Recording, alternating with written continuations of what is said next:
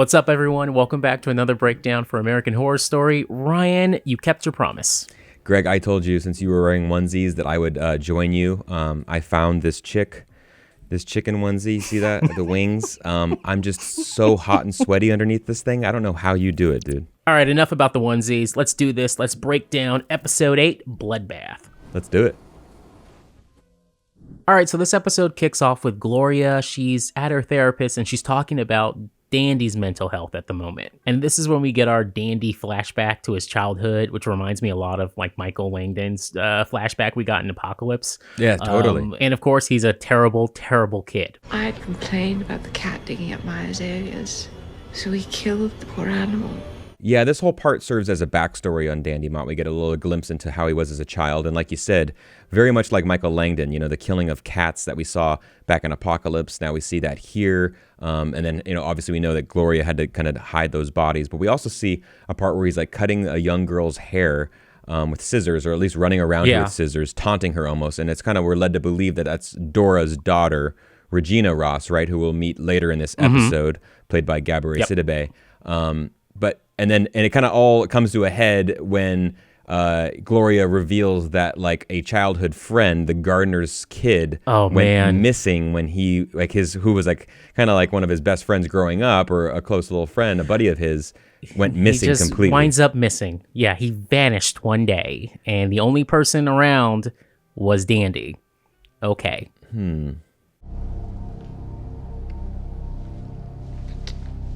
Emil was never seen again. Now, not only does this kind of remind me of Michael Langdon, like we've said, but also the childhood backstory of something, a troubled kid like this, kind of reminds me of, if we think back to Asylum. Remember that little girl that was talking with Sister Mary Eunice when she was possessed, and she was playing with some of the neighborhood kids, and then revealed later that probably killed those kids. So we from this whole sequence, we really understand that Dandy is completely troubled, and he's done some horrible things in his past. And then the doctor asks Gloria straight up, has Dandy done anything interesting lately? And she just straight up thinks about the Dora moment, but then says, nope. She lies. She says, I'm shocked that the doctor. I'm shocked that the doctor's not like more suspicious, right? Like she's bringing up. She's like really anxious right now, telling all these, the backstory and kind of like what's going on. Like, why doesn't he think like, hey, maybe we should check in on Dandy? I mean, she does request that Dandy come to him personally, but it's kind of a lot of red flags right here for a doc if a mother comes in like pretty much distraught like this. Now, over in the campground, we catch up with the rest of the crew, and Del and Jimmy and everyone else. They're looking for Ma Petite, the body of Ma Petite. They obviously don't know what happened overnight. They got the dogs out. Yeah, they have a full-on search going out looking for her. And then it kind of it ends on a cliffhanger of Jimmy kind of his horrifying look on his face as if he came across a body or something. We later learn out that it's an article of clothing. But it was funny to me because Evan Peters' reaction, how he plays up this part, like it's almost like it's almost like there was a body there or some remains there, but it's not, because we know that eventually that her body gets taken to the museum. Clearly, Del covered that up perfectly. I don't know how he got away with it. And, they think that basically Ma Petite got, attacked by some, animals in the night and they're gone. And everyone else is pretty much distraught over this, including Elsa Mars. Yeah, Elsa breaks down, but Ethel is watching on, and she's not buying it one bit. Yeah, regardless, even though we know that Elsa didn't do anything to Ma Petite, everyone's kind of looking at her, especially Ethel's looking at her kind of side-eyed, right? Because like all these things, these mysterious things are happening around, like to the crew at the freak show. So she's beginning to kind of lose faith and trust in her friend, so-called friend, Elsa Mars. Yeah, and this leads to a back and forth between the two. They spar a little bit. Ethel says Elsa's giving her crocodile tears, to which Elsa straight up smacks the shit out of her. Like, that is a great Hollywood slap. Now, this episode's written by Ryan Murphy, and you can tell he gave a lot of love to Kathy Bates and Jessica Lange here, because they are just going back and forth, and it's just great. I think the scene goes for maybe 5 minutes. It's awesome. Yeah, I mean, this is what it's all about, right? I mean, you have two like Hollywood heavyweights, some great actors in there that have fantastic careers, and getting the time where they have just like a one-on-one sparring fight back and forth, giving their best stuff. Like, I mean, like you said, it's a long scene, but like we could sit there and watch a whole lot more of it because they're just so good at these roles. Damn you for this! God damn you for this! Now, this all leads to Ethel pulling out a gun and actually shooting Elsa straight in the leg, as a warning shot, but she shoots her straight through the leg and finds out, guess what? They're both prosthetic legs. Yeah, I was a bit shocked at this, Greg, because I mean, I understand that she's has some doubts about Elsa, right? And she shot her. But she shot her in the leg. I mean, if that was like, normally maybe a warning shot, like you said, you might shoot in the air or at the ground near somebody. But I mean, like she hit her like point break, like in the shin. Like she was looking to like draw some blood, obviously. And, luckily for Elsa, it's just, wood down there. But, she kind of reveals that she's a freak, just like everyone else, she says. But I was a little bit surprised by Ethel's reaction. I mean, I guess she was driven to this type of reaction based on what's happened and kind of what she sees going on and what Elsa's been doing to a lot of people and treating them. Now, of course, this is American Horror Story, so we're going to get another flashback to the moment when Elsa lost her legs. A soldier brought her over to Massimo Delfino, who is played by, of course, the actor Danny Huston. Yeah, obviously Danny Huston has been in American Horror Story before. He was in Coven as the Axeman. Always great to have him back on this. And basically he brought Elsa's, gave her new legs, in the wooden legs, because he worked in the film industry, making props and stuff like that. And at this point, we learned that Elsa didn't want to live, right? She thought that she'd never be beautiful again. She thought that she'd never become anybody, be successful. But he didn't let her. He wasn't good with that. He wanted her to at least have some semblance of life after this horrible, tragic thing that happened to her. And he wants to build her. He builds her the most beautiful pair of legs that he can out of wood. But it was cool to get some more context and background into how she became the person she is today. Now, fun fact, Danny Huston's doing double duty for this episode. Not only is he playing Massimo, he's also the unseen doctor for Gloria. He's Gloria's therapist. Yeah, that's crazy. I actually didn't notice that until you told me after we watched this. Because you don't see him on camera, you just hear his voice, but it's such a recognizable voice. And it's awesome to that they gave him another opportunity to kind of get some acting in there and a little voiceover. Believe me, Gloria, it's the furthest thing from my mind, but apparently not from yours. At first I thought it was like, is that the dad from Beethoven? And then I had to look it up, and sure enough, it was Danny Huston. That's awesome. Now, after we get the backstory, of course, we know that something is going to go down here, right? I mean, you don't just shoot somebody in the wooden leg and get away with it. Elsa basically is asking for, one last drink. Because Ethel is basically like, I'm going to kill you for what you've done, and I'm going to then kill myself. But before she's she like, can do hold that, on, let me get a drink first. Let's have one final drink before you do that. Greg, in every movie, TV show, like you never give the person the opportunity to get that final drink. I mean, that they have something planned, right? You know that they're gonna, do something, one last Hail Mary in order to save themselves. And that's exactly what happens in this case. Sorry, you won't be going to Hollywood, Elsa. So you won't be there with me. Now, this leads to everybody inside the big top where Maggie is crying. She's sobbing uncontrollably, and Jimmy talks to her, and we find out that Maggie saw everything go down, apparently, where she was picking flowers for Ma Petite's grave, and she heard a car crash, or saw a car crash, and that's when she told him that, Ethel's dead. Now, how much of this story... And now we know that Ethel didn't die this way, and we find out later that it was Stanley, and with the help of Elsa, who set up this, framed this suicide car crash situation. Yeah, it feels a little bit that way. That like Maggie, we clearly cannot trust Maggie 100%, right? Because we've seen both sides of her. We've seen she's kind of wishy-washy, but she's obviously not the perfect human at all. But we know that Elsa and Stanley worked pretty much exclusively, at least did a lot of the cover-up themselves. Stanley's gung-ho about any type of cover-up. Like, he's really good at that. You know, he says that he does this in the industry, in the film industry.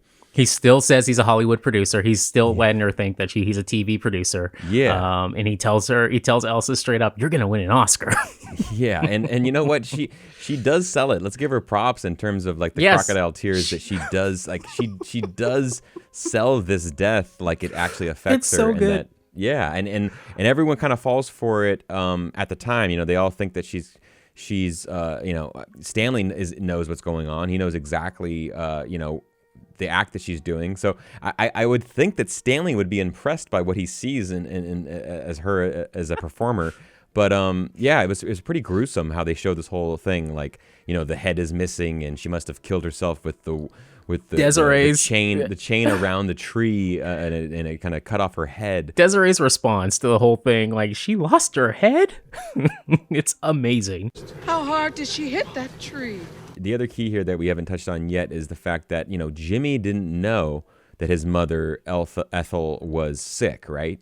You know, Desiree reveals that. Del fills knows, that in, yeah. Del knows that. Desiree knows that, that she was sick. Uh-huh. Obviously, Elsa knows it as well, but no one else knows. Her own son doesn't even know that she was sick, and that, like, hey, she was so overwhelmed with grief, and she just felt so bad about herself that she committed suicide, which she really didn't do. But now Jimmy, I mean, this is just what a horrific thing to go through. He was already down on, you know, what happened to multiple people in the freak show, and now his own mother is gone because of the sickness that she had, and she had to commit suicide. So he is just overcome with grief at this point. Now, back at Mott Manor, we got a surprise arrival by Regina Ross, a.k.a.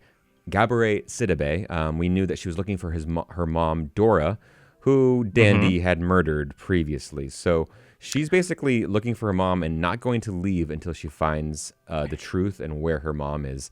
This is funny because Gloria makes up some wild excuse why her mom is not there. It's just completely ridiculous. And she's like, "Fine, I'll just." She was out looking for squash. Yeah, and she's like, "You know what? I'll just sit here and wait until my mom shows up because I need to talk to her." I'll wait. Oh, my turn. Now, at the end of Ethel's funeral, Desiree and the rest of the women at the freak show, actually, it kind of sparks a rallying cry for the group.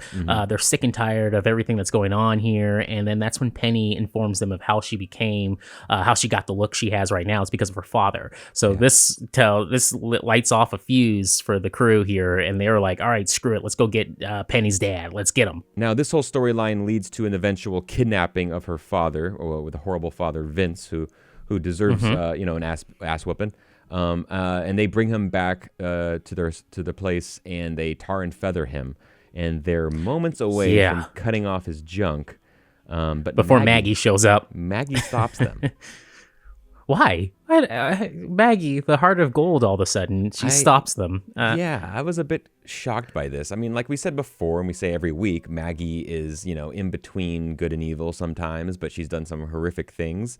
It sounds like, it kind of feels like she's getting a little bit sick and tired of how she's lived before and trying to, like, kind of right her wrongs. But Vince is a horrible, horrible man. But basically, it all ends up being kind of a moment for Penny to just to proclaim, you know, who she is and how comfortable she is with herself and the people that she surrounds herself with, and that she's not going to be treated like this and abused anymore. It's a great scene at the end where Penny proclaims her name now, her new name. I am the astounding lizard girl. Now, back in the world of Dandy, he's with Gloria's therapist. He's finally talking to him, and he's taking a Rorschach test. Yeah, and the key thing here is that he went there under the assumption that he was taking a intelligence test. You know, he wanted to prove his intelligence. To Dandy, it's all about that superficial stuff. And he did not know that he's getting psychoanalyzed, and he did not know that the concerns of his mother. He goes off the deep end in his conversation with the therapist, talking about cannibalism, and basically grows impatient and wants to get the results of just how proud he is of his own intelligence. Do you think it's possible to take someone's power by eating their flesh? Do you love to go a-wandering beneath a clear blue sky? Have you noticed what big stars real estate agents have become? Greg, if your client talks about eating people and gaining their strength, or about bathing in their blood, I think that you know something is wrong with this person and he should be committed immediately. And coupled with the fact that Regina is there looking for her mother and says that she's going to go to the cops soon, Dandy uses this opportunity to basically blackmail his mom and say, hey, you got to take care of this problem. Regina's like poking around. I'll go back to the therapist for a month. I'll get some help, but you got to take care of this murder. And if you don't, guess what? Like, you're going to go down with me. I'm not going to go down for the murders because you know exactly what happened, and you've been covering up my ass the entire time. Oh, Gloria, you're in trouble now. And if I go, I'm bringing you to sit on my lap. Isn't it beautiful? Meanwhile, Elsa doesn't waste any time looking for a replacement for Ethel, because we lost now our bearded lady, so she needs someone else for the act. This is where we meet Barbara, who we meet on a shimmy machine for weight loss. So Elsa brings her back to the freak show and basically introduces her as Ima Wiggles. Greg, that's the name she gives her. And for real? Yeah, I know, seriously. And then it's just another example of basically Elsa's search for another person to kind of add to her collection that she doesn't really treat as a person. It's just like she sees the dollar bills and wants to kind of make the most successful show she can. So she's just adding to her treasure chest of characters that she has there, only for personal gain, pretty much. Cool thing here, when you do watch this whole sequence, though, is it kind of mirrors what we saw in the beginning of the season when she was searching out for the twins, for Bet and Dot, right? It looks like the same process, and she's probably done this like multiple times, right, with everyone who lives there. She like searches out different areas of the country for people with deformities or living in weird situations, and kind of brings them to a place that she says is accepting and loving, and that they'll be a part of her family, when in fact she's treating them the exact opposite. Now, back at Mott Manor, Gloria, she is trying to get Dandy out of town. She's going to put him on the Queen Mary and get him out of here. She's not going to have him committed at all. She's not going to listen to the therapist. She just wants to get him out of her life and probably just hide him. Yeah, I mean, this is like another example of just like the wealthy kind of covering up, fixing everything with some money, trying to just pay the ticket to get him out of town, to hide him, maybe with some friends up north. Interestingly enough, the Queen Mary used to travel between the North Atlantic coast, north and south, so probably Florida to the northeastern seaboard, try to get him up near New York, something like that. But like, I mean, at some point, that this is not going to work out, that they're going to catch on. No way. The bodies are piling up way too quickly, and there's way too much suspicion around the family. So she's pretty much, she's like a desperate time for her to try to kind of just like fix this whole problem. Yeah, and Dandy kind of just knocks those plans out of the window because he tells her straight up, he's furious, and he tells her straight up that, well, I found out my dad was actually your second cousin, and he was also a murderer of young women. Yeah, it's come to this point where he's armed, he has a gun, you don't know what he's gonna do.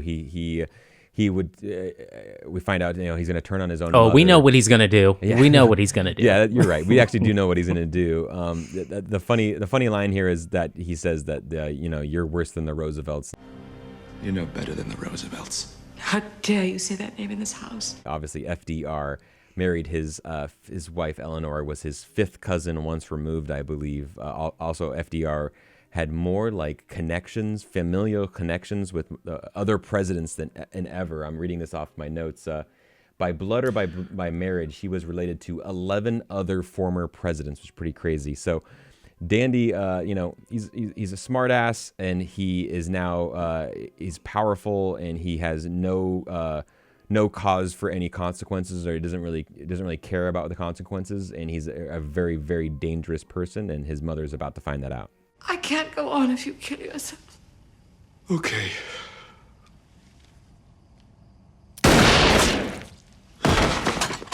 Now, the final scene reflects the title of the episode, as Dandy is now taking a bath in his mother's own blood. That is so gross. I mean, we've seen this trope used in numerous horror movies. But Dandy kind of coming into his own, right? He's kind of pretty much off the deep end completely, takes it out on his mother, kills his mother. There's no telling who his next target will be. There's no one to keep him in check and even kind of just keep tabs on him. So from here on out, it's not looking good for anyone else on the show. Obviously, Greg, we will be back next week for episode 9. Guys, hit us up in the comments with any comments, questions, or theories that you have of future AHS breakdowns. Not this season. Not this season. Don't look up any theories for this season. Don't look any theories. We all know those theories. But also, I hope when you watch these breakdowns that you're wearing onesies at home, right, Greg? I mean, they should at least wear onesies with us. You can hit us up in the comments or hit me up on Twitter at RyanEricP. I'm at Greg Spot Thomas, and we will see you all back here next week. Bye-bye.